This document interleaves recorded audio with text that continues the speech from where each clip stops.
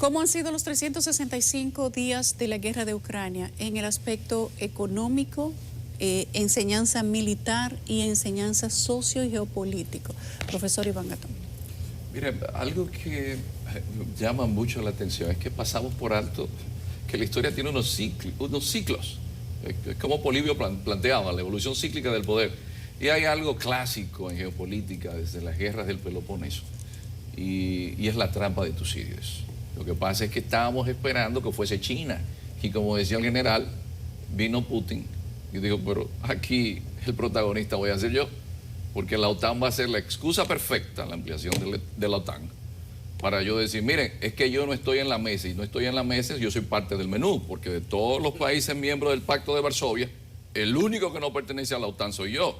Y si, como dice Macron, la OTAN está enferma de muerte cerebral, y todo el mundo se preguntaba que para qué hay que invertir el 2% del Producto Interno Bruto en armas si estamos en un mundo globalizado, y en ese mundo globalizado lo que prima es el comercio, pero la globalización a quien beneficiaba era China. La COVID acelera unos procesos geopolíticos que estaban en marcha, y ahí viene entonces una guerra que nadie pensó que iba a suceder, pero esa guerra ayuda a algo que es un proceso de bloques, y eso implica que ya, como nos dimos cuenta en el COVID, que el 80% del ibuprofeno del mundo era China que lo hacía, que las mascarillas se hacían en China, y aquí hacemos una desescalada de la globalización. ¿Y quién se entró en el medio? Se entró Rusia, pero era la trampa de Tucídides. Lo que pasa es que Rusia acelera todo esto. ¿Por qué vemos la visita de Wang Yi a Moscú?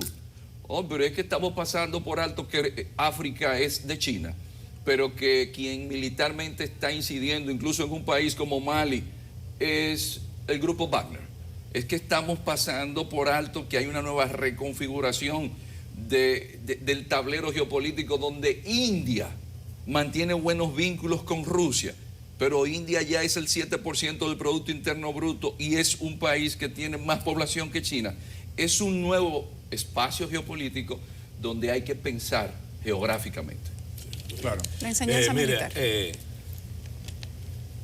tiene que concluir la idea que interesante.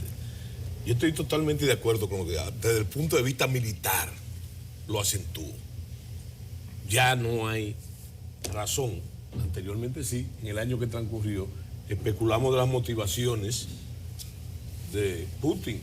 Bueno, pero ya sabemos cuáles eran las motivaciones y tú ya que te diga, lo consiguió. Porque ya saben que Rusia no solamente es un país beligerante, sino que es capaz de armar un lío como el que armó ahora, ¿verdad?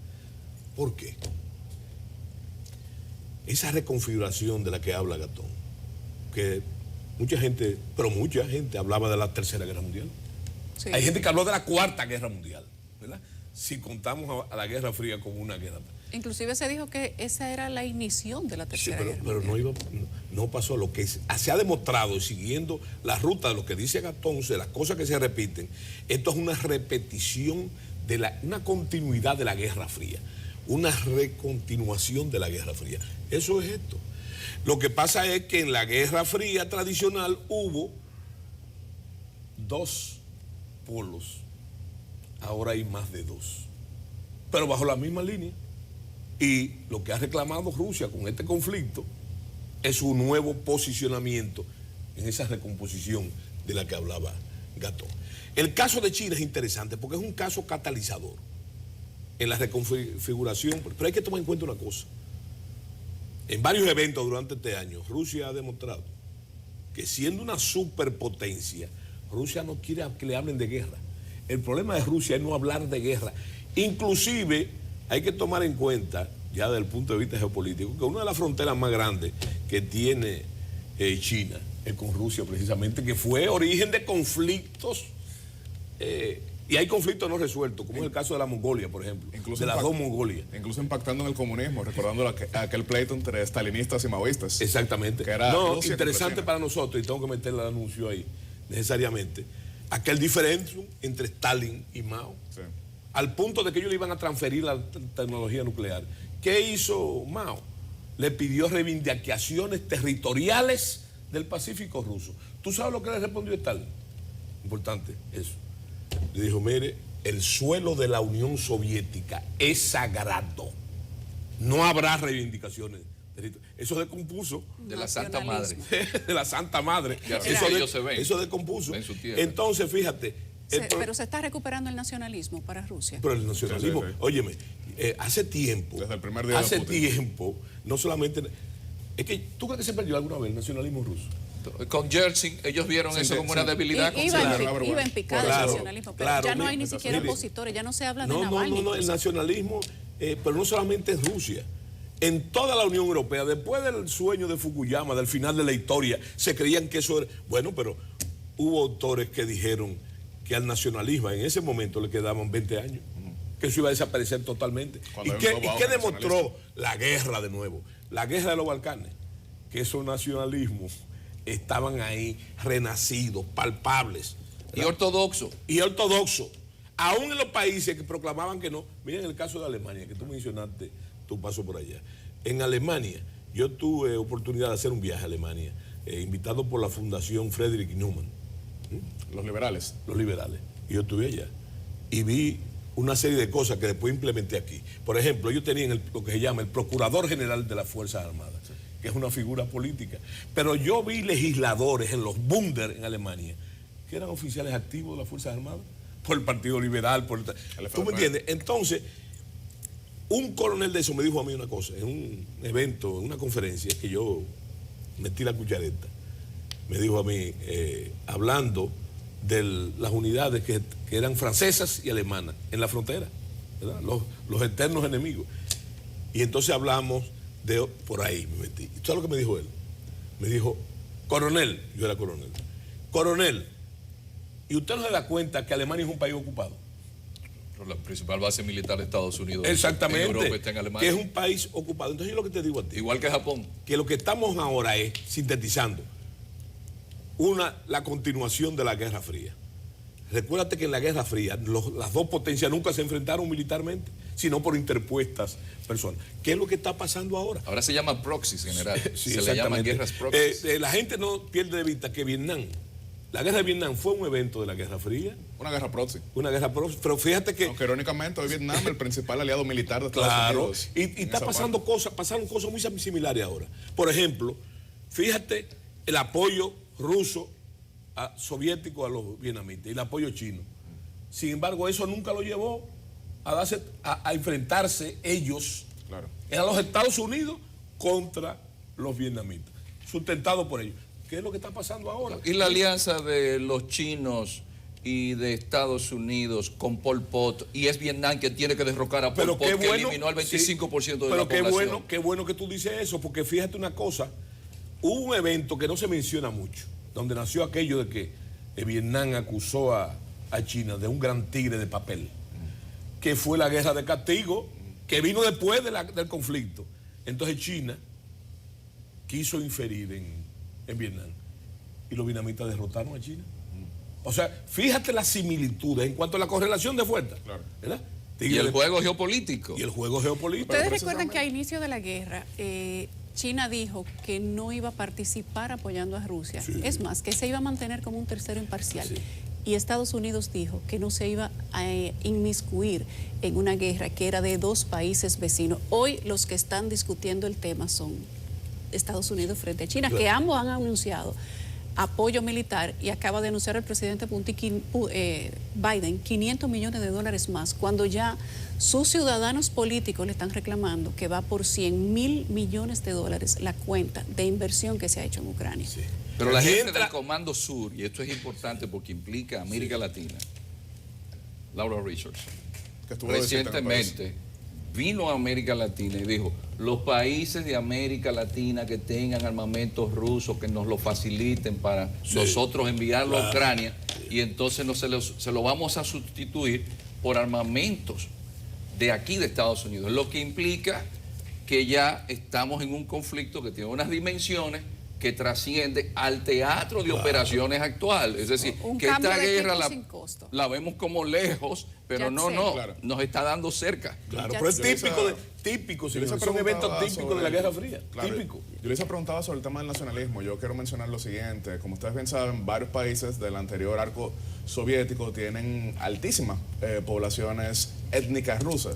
Pero lo irónico es que a pesar de estas personas ser sumamente patriotas en torno a Moscú, históricamente eran enviados hacia allá como castigo. Generalmente esas personas que se encuentran en Estonia, esas personas que se encuentran en lo que es hoy en día Ucrania, estaban siendo desterradas. Sí, como del los territorio rasos que ruso. mandan a Duvergey a la frontera. Sin embargo, son de las personas que más se identifican en ese orden y por eso influyen tanto con lo que mencionaba el general en torno a los cambios de gobierno. En su momento, el primer ministro Tavis Roivas de Estonia, cuando le estaban jugando en contra de la propaganda rusa con la población étnica rusa votante en su país, él decía la siguiente frase, que aquí rescato: si parece un pato, si nada, y hace cuac, eso es Vladimir Putin. Desde el punto de vista de cómo lo ironizaba hacia ellos. Desde el punto de vista económico, hay que mencionar esto. Generalmente un país que supera los 4 puntos porcentuales de inflación tiene un problema de inflación. República Dominicana ahora mismo es el sexto con menor inflación en la región, pero más de lo que estamos acostumbrados, con 7%, en gran medida por la guerra. Pero cuando vamos a Europa, que está en el vecindario, que es afectado mucho más directo con los gasoductos, es afectado mucho más directo con la producción, países que tienen una moneda fuerte, sólida, como lo es justamente el euro, que sea no tan sólido como algunos quisieran, pero es una moneda sólida, y la inflación promedio ahora mismo en la Unión Europea es 15 puntos porcentuales con una moneda sólida, para que se imaginen la devastación que esto está generando. También hablamos desde el punto de vista de la energía. Esos son países fríos por su posición geográfica, rescatando la definición que aquí al inicio compartió el general, de que la geopolítica es la conciencia geográfica de la concepción de Estado. Son países fríos y en diciembre varios de ellos tuvieron apagones que son frustrantes en cualquier lugar del mundo, pero en un lugar frío, más aún, porque eso significa menos calefacción y significa incluso correr peligro de muerte en ese sentido. Para República Dominicana ha significado 40.000 millones de pesos en subsidios al combustible para mantenerlo lo más estable posible. Para República Dominicana, veámoslo desde el punto de vista también en el comercio, la cantidad de embarcaciones que tuvieron que paralizarse por la guerra significaron también que la inflación fuese mayor a lo que estaba proyectada para el año pasado, que el costo fuese mayor en muchos de los rubros a lo que estaba proyectado. Desde el punto de vista humanitario, al inicio de la guerra, yo en ese momento como vicecanciller para asuntos consulares y migratorios, había 20 dominicanos varados en Ucrania, incluyendo uno que era bastante complejo de lograr sacar porque tenía la doble nacionalidad, en teoría. ¿Por qué en teoría? República Dominicana desde 1994 reconoce la doble ciudadanía, Ucrania no. Entonces, aunque para nosotros era un dominicano, para Ucrania ese es un ucraniano. Entonces, cuando llega a la frontera y su identificación dice nacido en Kiev, con el servicio militar obligatorio para personas de 18, hombres de 18 años en adelante, dice, vayan a pelear por su país. También tenemos aquí 4.000 ucranianos varados al inicio de la guerra, ya que República Dominicana era y volverá a ser, cuando esto se logre pacificar, el destino favorito de los ucranianos en América. El último vuelo que llegó a Kiev desde el hemisferio occidental al inicio de la guerra fue desde Punta Cana específicamente. Tuvimos que evacuar a los 4.000 ucranianos en un gran apoyo que recibimos de Polonia, un país que, a pesar de que el gobierno del partido Ley y Justicia suele tener una política dura anti-refugiados, abrió su territorio para que pudiesen llegar los ucranianos, ya que es un país fronterizo en ese orden.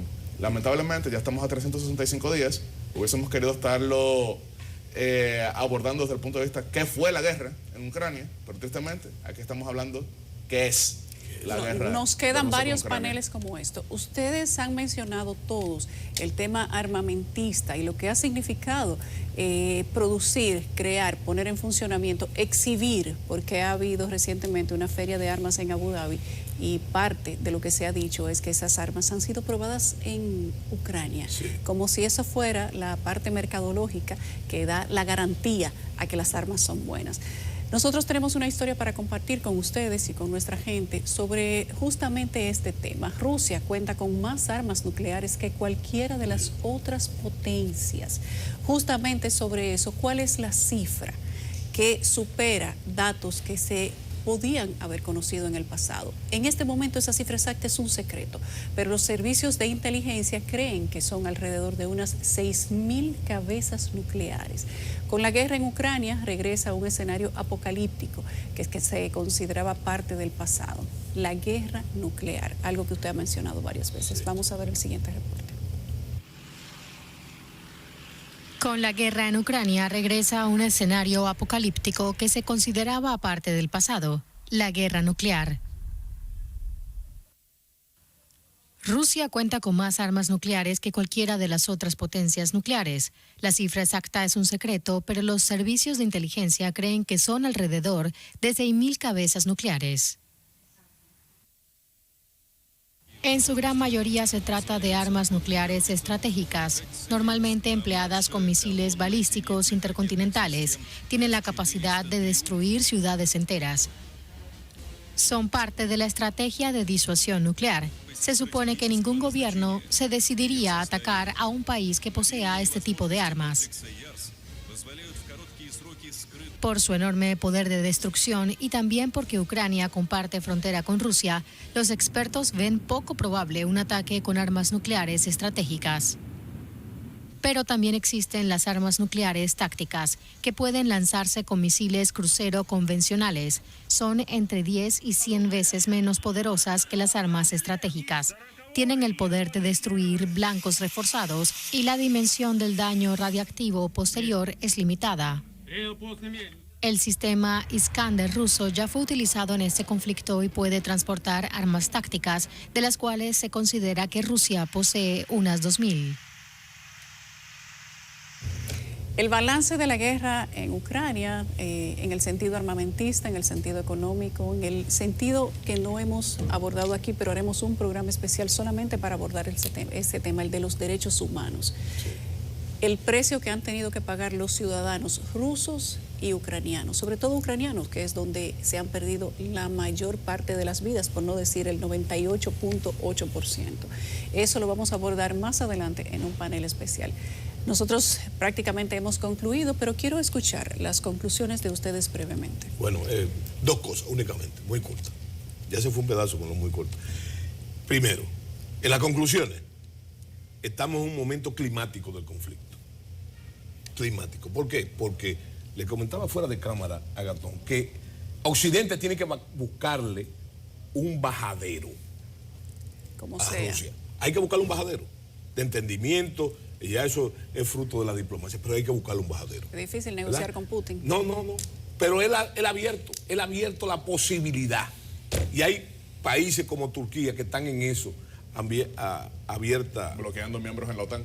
Exactamente. Entonces, porque lo bloquean a ellos en la Yo Unión creo Europea. que climático, porque ese bajadero tiene que ser. Yo creo que se están haciendo esfuerzos interesantes, incluyendo la visita del presidente Biden a Ucrania, que la gente lo toma como otra cosa, como parte del bajadero.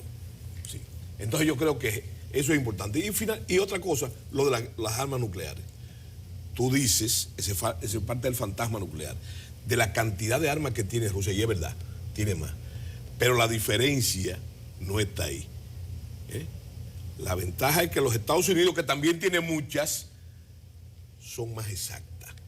La doctrina soviética en el arma nuclear es matar un mosquito de un cañonazo, claro, con el tamaño de su ojiva. Pero los norteamericanos, como decían, la frase no es mía, en esa época decían que los Estados Unidos eran capaces de colocar un misil en la calva de Gorbachev. Y eso definió el juego. Yo solamente cierro con un deseo, por más que me encanta compartir con Yulisa, con el general y con el profesor, yo espero que en 365 días no estemos teniendo otro programa hablando sobre la guerra, sino que sea en retrospectiva. Ese es mi único deseo. Por más que hablemos encante, de otra cosa. De otra cosa. Por más que me ha encantado aprender de todos ustedes aquí. Gracias, Yasser. Yo creo que lo fundamental es hacer conciencia crítica de que estos temas, si no los comprendemos, nuestros países seguirán teniendo serios inconvenientes. Y muchas personas lo han asumido sin el debido nivel de conciencia. Y por eso, y para mí esto sí es fundamental, la inflación que refería el señor Román en Europa, pero también en América Latina, donde un alto porcentaje de su población vive en la informalidad, socavará uno de los principales aportes que ha tenido Occidente, que son las democracias. No hay algo peor para las democracias que la inflación. Bien, gracias a los tres, al general José Miguel Soto Jiménez, al profesor Iván Atón, internacionalista, y a Yatzel Román, economista, ex vicecanciller. A los tres, para mí ha sido un lujo tenerlos a los tres juntos. Les advierto que probablemente hagamos más paneles como este porque no se ha acabado la guerra de Rusia con Ucrania. Precisamente. Gracias y buenas noches a los tres.